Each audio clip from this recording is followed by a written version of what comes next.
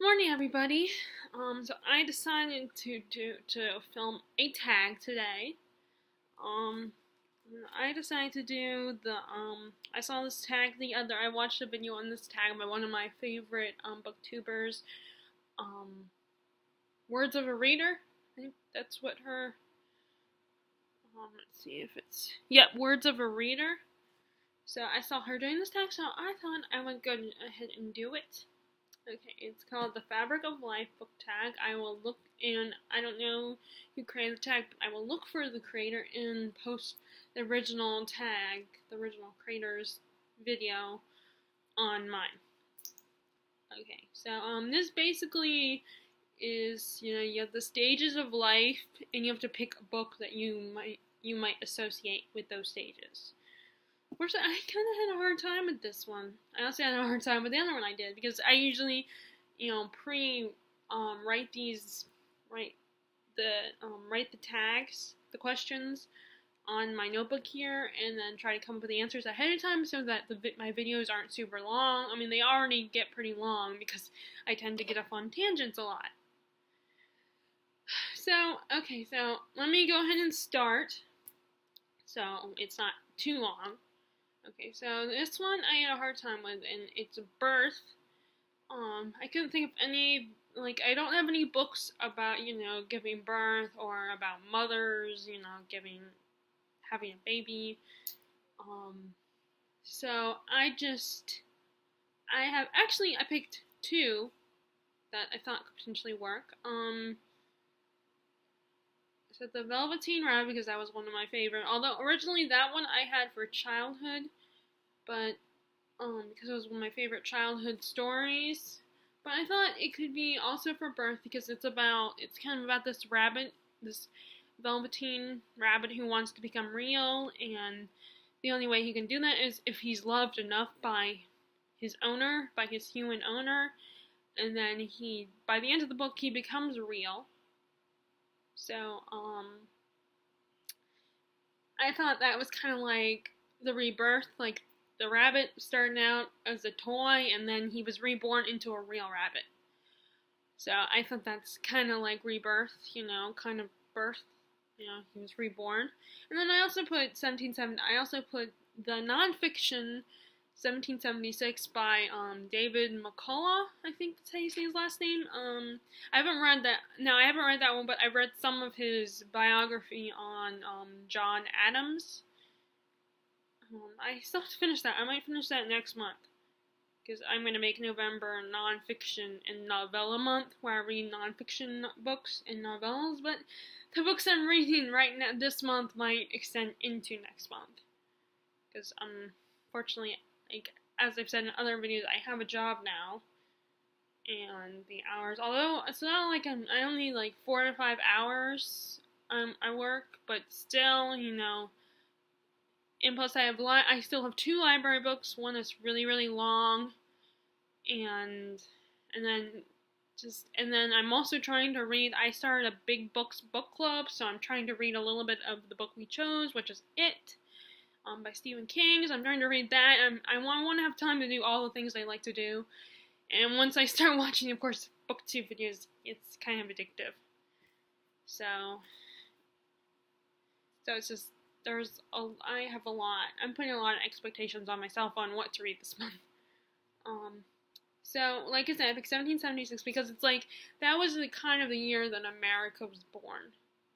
It was the birth of a nation, so to speak. It's when the Congress got together and the Declaration was being formed. It's when the whole American Revolution, the whole war and stuff. So I thought that could be the birth of a nation. Okay, so the next stage of life is childhood, and originally, like I said, I chose the Velveteen Rabbit, but I decided to change that to mix it up a little bit, and I put It by Stephen King, because it's kind of about these kids, these 7 kids, who they lose their childhood. They lose their innocence because of this monster that haunts their town, Derry. So it's kind of about them experiencing their childhood and how their childhood was destroyed. which is more of a negative look on childhood, but it's the best I could come up with, other than the Velveteen Rabbit. Okay, Adolescence and Teen Years. So I just finished this book, actually, Catcher in the Rye, because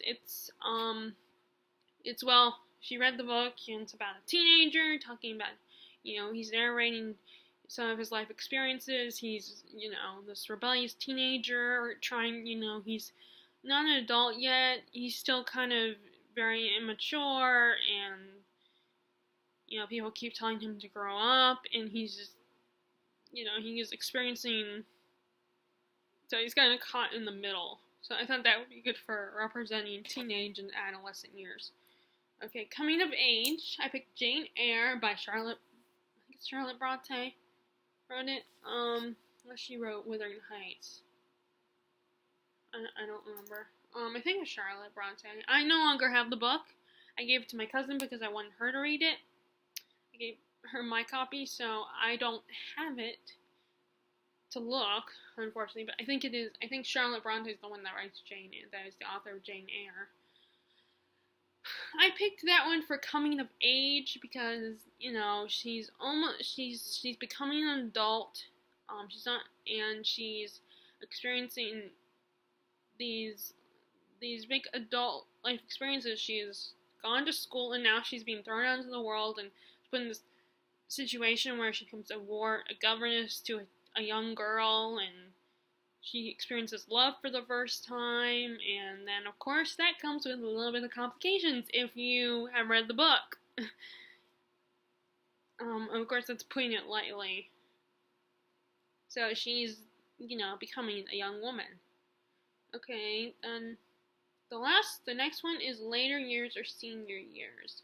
I had a hard time coming up with this one, so I just picked The Notebook, which is basically about, this couple it goes back and forth between the present and the past, and it's like this older man is narrating to this older senior man is telling this woman, reading this journal to her about their relationship, how they fell in love and everything, and how they got married and all that. But unfortunately she has Alzheimer's, which I don't really like to talk about. So she's losing her. So he's kind of helping her remember their relationship by reading to her this journal that she wrote. So for that very reason, so that he could remind her, because when she got sick, she wanted to remember, and asked him to read it to her. So that's the one I could think of for that one for senior years. Okay, the next one is Adulthood. I picked Game of Thrones for that one because I think all those characters, especially the Starks, are kind of forced to grow up really quickly and become adults way too soon. They went through a lot of crap just to survive and to live in this world and not to die before they were too young, before they die at a young age, because you could die easily. There's war, there's disease, there's bad hygiene, there's people trying to chop off your head and stab you because, they don't like you or something. And I feel like the Stark children especially had to grow up really fast. Because, they lost both their parents. The oldest brother is killed too. Although that doesn't happen until the second book, A Clash of Kings. But I also watched the show, so I'm also going by the show too. And so the remaining Stark children, including their bastard Jon Snow, their bastard brother Jon Snow, they kind of, like I said, they were forced to grow up really fast and become adults really quickly. And it sucks, but, that's the story. Okay, so Death. Alright, well, this is another one I picked too because I had a hard time. The first one I thought about was The Book Thief because it's actually narrated by Death, the story. So, and then I also picked Salt of the Sea because at the end, it's the whole book is basically about the survivors of the whole takeover of Hitler and Stalin, and these survivors from these different countries on that side of the world, like Poland and Prussia, and like all those countries, and this group of teenagers who want to get to this boat, the Gusilov, I think it was called, how they're trying to get to this boat, and if you read the book, you know what happens, so I'm sure you understand why I choose that particular book to represent death. Okay, so next is School and Education. Someone used this book as well. I said The Name of the Wind. My first instinct was, of course, Harry Potter, because I don't read a lot of, there are the classics, and a lot of the classics that you read in school are kind of about schools, like Catcher in the Rye, but I already used Catcher in the Rye. And the only other one I could think of other than Harry Potter was The Name of the Wind, because it's kind of the same thing, like that particular book, because it's a trilogy. Unfortunately, the third book is still not out yet. But the first book takes place, most of the first book, like the second half of the first book, takes place in a school. It's kind of like Hogwarts, and Ivermorty. I wish I knew I don't know how to say the name of the American Wizarding School. Ivermorty or something. I can't pronounce it. But anyway. But the school the academy or school or wherever that the main character Quoth goes to is a magic school as well, and like I said, The Name of the Wind, the first book in the trilogy, takes place mostly there, or at least the second half does. Okay, so then work and career. For the next one, I chose The Adventures of Sherlock Holmes, or the stories of Sherlock Holmes. I don't know what mine is called, because I have 2 volumes. I have 2 volumes of Sherlock Holmes stories. I don't know, I can't remember what they're called. But like Adventures of Sherlock Holmes or something. I picked that one for career or for work because it's like Sherlock Holmes' career, his work is being a consulting detective. That's how he makes money. So the whole book is about his job, about what he does for a living, and John Watson is narrating what he does. So that's why I picked that one for work and career. Okay, so next, marriage and relationships.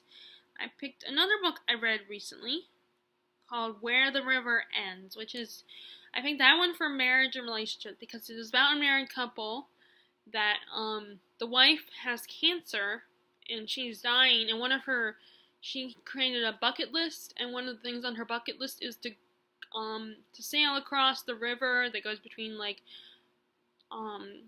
North Carolina, South Carolina, and Georgia. To basically travel along that river on a boat. And her husband decides to help her keep that promise. So but he has to do it discreetly because she's also the daughter of a senator. I think he's a senator. Her father is a senator. So he has to be really careful, and their dad doesn't like him anyway, so he doesn't want to look like he's kidnapping the senator's daughter, and they don't want cameras following them around. They just want to do this discreetly. And while they're traveling along the river, they meet all these interesting people, and it goes back and forth between the present, where they're traveling along the river, and the past, when they first met. So I think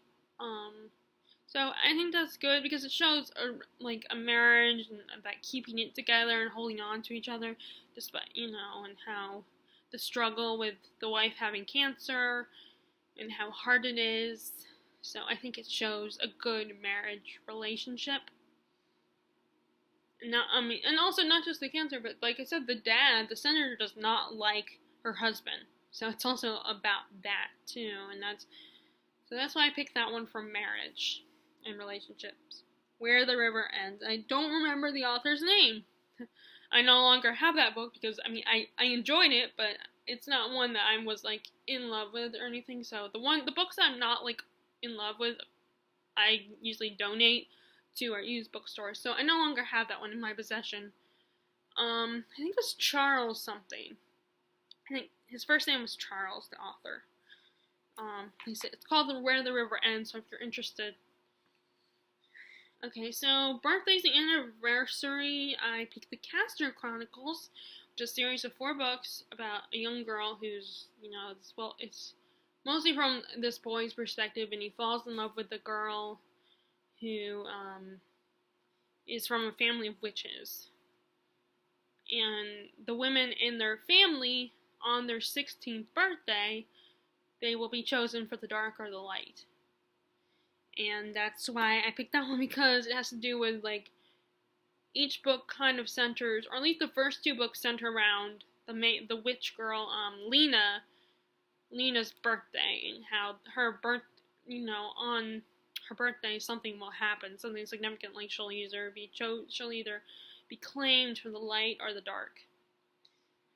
And so that's why I picked for birthday, because, the event is centered around her birthday. Which, I really like that series, by the way, if anyone is interested, if you like witch stories about witches and stuff. That was a good trilogy. I think that's a good series. It's a quartet. I believe there's 4 books. I've read quite a bit of witch books, too. That's what, like the Castor Chronicles, Sweep. Let's see, anything else? I'm trying to think. I don't think so. I don't know. Oh, Practical Magic, the Psychic Book on Deliverance Dane, which I'm going to reread that one. I kind of prefer witches over vampires. I mean, I did go through the vampire phase because I was one of the people who read Twilight and enjoyed it. So I went through the vampire phase, but then I also went through the witch phase at the same time. So, and I kind of prefer witches over vampires. Because, I mean, vampires can only come out during the light, unless they have some kind of, in some vampire stories there is something that they can wear, or they just can't be in direct sunlight. Like in Twilight, I believe that's what it was. They couldn't be in direct sunlight because then their skin would be shown as being hard as diamonds, which, by the way, that is what she was trying to do. She was trying to make it look like Edward's skin was as hard as diamonds. So it was like, he was thinking, I'm so threatened, my skin is hard, like diamonds.